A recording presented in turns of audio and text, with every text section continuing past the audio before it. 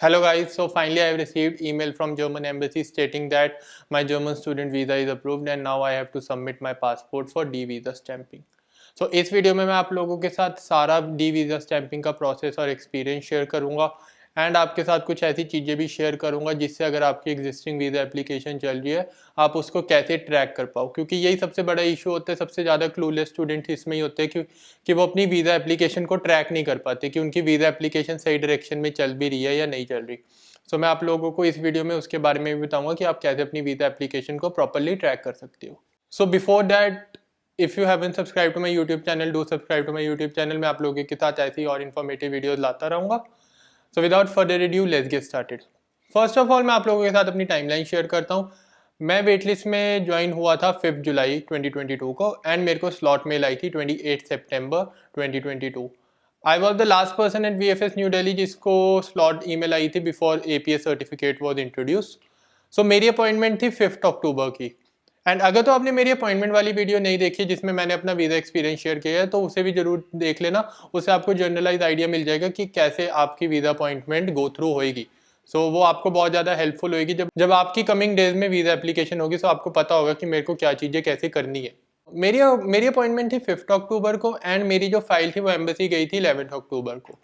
जो मेरी digital transmission of file थी वो थी 21 अक्टूबर को एंड जो मेरे फिजिकल ट्रांसमिट ऑफ पेपर थे वो थे मेरे 4 नवंबर को। और 11 नवंबर को मेरा जर्मनी मेरे ausländerbehörde में प्रोसेस कंप्लीट हो गया था और 16 नवंबर को मेरे को जर्मन एम्बेसी न्यू दिल्ली से ईमेल आ गई थी पासपोर्ट सबमिशन के लिए।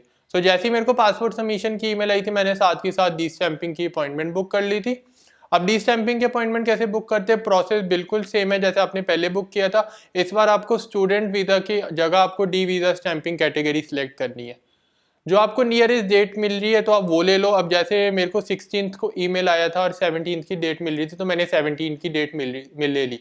फॉर सम रीज़न अगर आपको आपके पास वाली डेट नहीं मिल रही और आप नेक्स्ट डे या उससे डे आफ्टर टुमारो जाना चाहते हो, सो डी वीज़ा स्टैंपिंग में आपके पास प्रिविलेज होता है कि आप विदाउट अपॉइंटमेंट भी वॉक इन जा सकते हो। Monday to Friday before 2:30 PM आप VFS न्यू दिल्ली जा सकते हो। बट ये होता है कि अगर आप वॉक इन जा रहे हो विदाउट प्रायर अपॉइंटमेंट तो आपको फिर प्रीमियम लाउंज फैसिलिटी लेना मैंडेटरी हो जाता है, जो मैं सजेस्ट नहीं करता क्योंकि इसमें कुछ प्रीमियम लाउंज जैसा है ही नहीं, बहुत आसान प्रोसेस है। एंड देन जब मेरी अपॉइंटमेंट वाला दिन आता है 17 अक्टूबर, जब मैं वहाँ पे गया, जैसे मैं अपनी पुरानी वीडियो में बता चुका हूँ कि 2 रास्ते होते हैं जाने के। सो आप मेरी पुरानी वाली वीडियो एक बार चेकआउट कर लेना, उसमें पूरा डिटेल में बताया हुआ है मैंने कि आप कैसे VFS रीच कर सकते हो एंड ऑल। जब मैं 17 नवंबर को VFS सेंटर गया, अगेन मैं 7th और 8th काउंटर में गया था। वहाँ पे मैंने डायरेक्टली बोल दिया और अपनी अपॉइंटमेंट लेटर दे दिया कि मेरा डी वीज़ा स्टैंपिंग है। सो उन्होंने मेरे को एक एनवलप दे दिया था और उन्होंने मेरे को एक डॉक्यूमेंट्स की चेकलिस्ट बता दी थी कि हमें ये डॉक्यूमेंट्स चाहिए। तो ये डॉक्यूमेंट की चेकलिस्ट मेरे पास ऑलरेडी थी, ये मैं आप लोगों के साथ शेयर भी कर दूंगा। इसमें डॉक्यूमेंट्स है जैसे आपका VFS का अपॉइंटमेंट लेटर, आपकी अप्रूवल ईमेल, आपका 06 ब्लॉक कन्फर्मेशन, आपकी health and travel insurance with date, आपके जो कॉलेज डॉक्यूमेंट में उसका एडमिट लेटर, इनरोलमेंट लेटर और एक्सटेंशन लेटर। अगर आपके केस में extension letter, enrolment letter mandatory है तो आपको वो सबमिट करना पड़ेगा। मतलब अगर आपके लाइक क्लासेस ऑलरेडी स्टार्ट होगी है या आपकी क्लासेस स्टार्ट होने वाली है। इसमें एक और बात होती है, जैसे ही आपको आपकी अप्रूवल ईमेल आई तो उसको एक बार गो थ्रू जरूर करना कि आपके केस में कोई स्पेशल डॉक्यूमेंट तो नहीं सबमिट करना है। जैसे आजकल है जिन लोगों की अपॉइंटमेंट सितंबर में थी उनको एक एक्नॉलेजमेंट लेटर सबमिट करना है कि उन्हें पता है कि 934 यूरोज हो चुके हैं। सो जब भी आपको आपकी अप्रूवल ईमेल आई तो एक बार से गो थ्रू कर लेना कि अगर उसमें कोई अटैचमेंट्स हो या मेरे को कोई स्पेशल चीज़ जो अलग से सबमिट करनी है। जब आपको आपका एनवलप मिलेगा तो उसमें आपको कुछ डिटेल लिखनी होती है, लाइक आपका name, contact number, travel date, passport number, email ID. So आपको ये सारी डिटेल आपके एनवलप के ऊपर लिखनी होती है। जब आप अपने सारे डॉक्यूमेंट सबमिट कर दोगे, इन डॉक्यूमेंट्स की इस बार सिर्फ एक सेट ही चाहिए होता है फोटोकॉपीज का।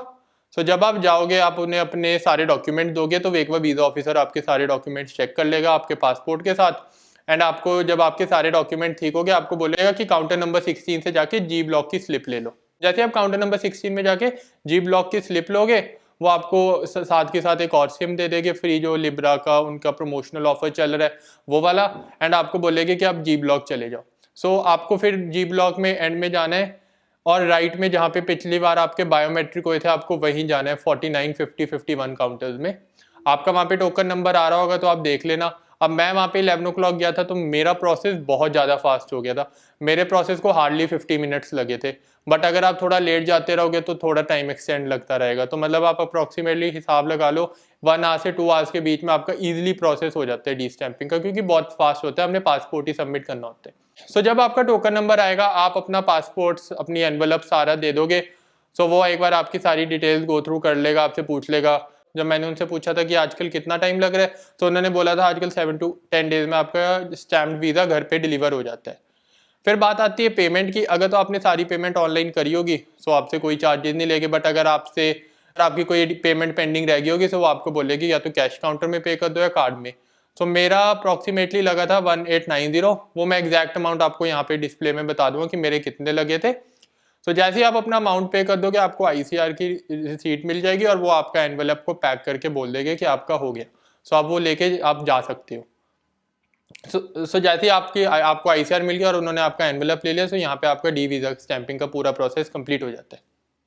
अब बात आती है उन स्टूडेंट्स के लिए जिनकी वीज़ा एप्लीकेशन ऑलरेडी चल रही है और वो ट्रैक करना चाहते हैं कि हम अपनी वीज़ा एप्लीकेशन कैसे ट्रैक करें, और स्टेटस क्या होता है कि जैसे हमारी अपॉइंटमेंट होगी तो हमें कैसे पता चले कि हमारे जो वीज़ा एप्लीकेशन है वो सही डायरेक्शन में और सही स्पीड पे जा रही है कि नहीं।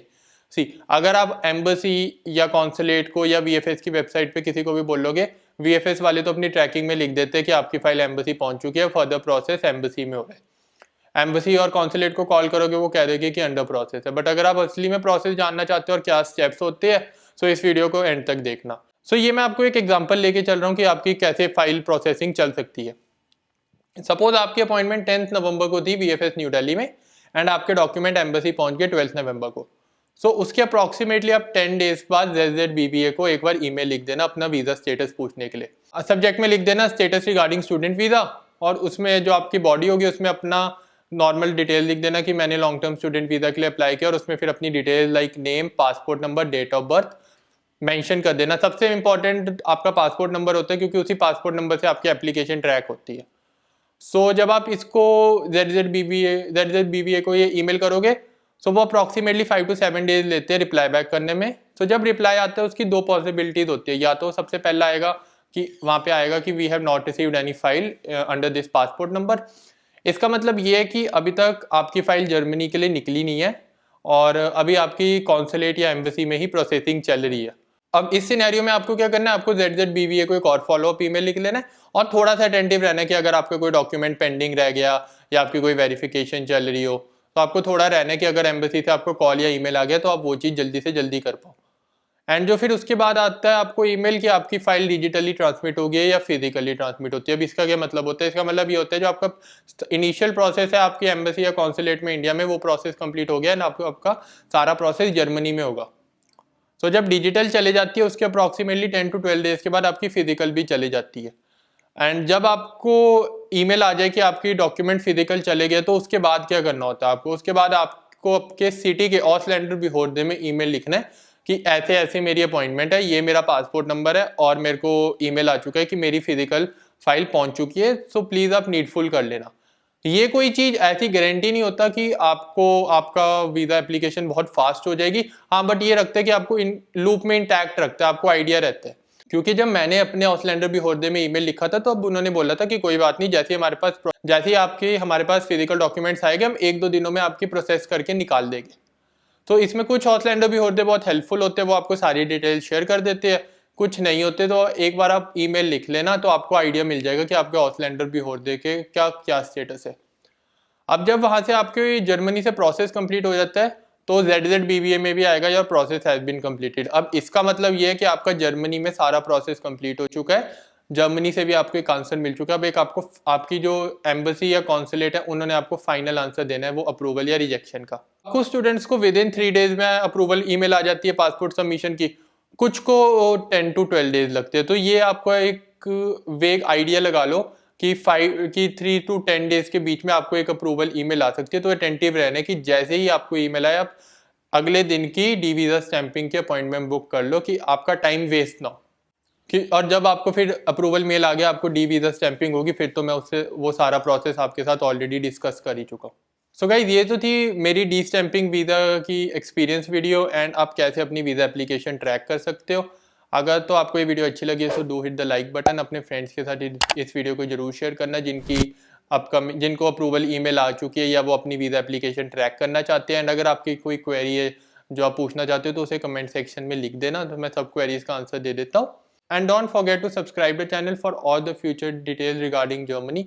मैं आपके साथ इन फ्यूचर और वीडियोस भी लाता रहूँगा कि कैसे आप अपना LOM ड्राफ्ट कर सकते हो, कवर लेटर कैसे लिखना होता है, कि जितनी भी आपकी जर्मन वीज़ा एप्लीकेशन की प्रोसेस होता है वो बहुत ज़्यादा आसान और स्ट्रीमलाइन हो जाए। So guys, thank you so much and have a nice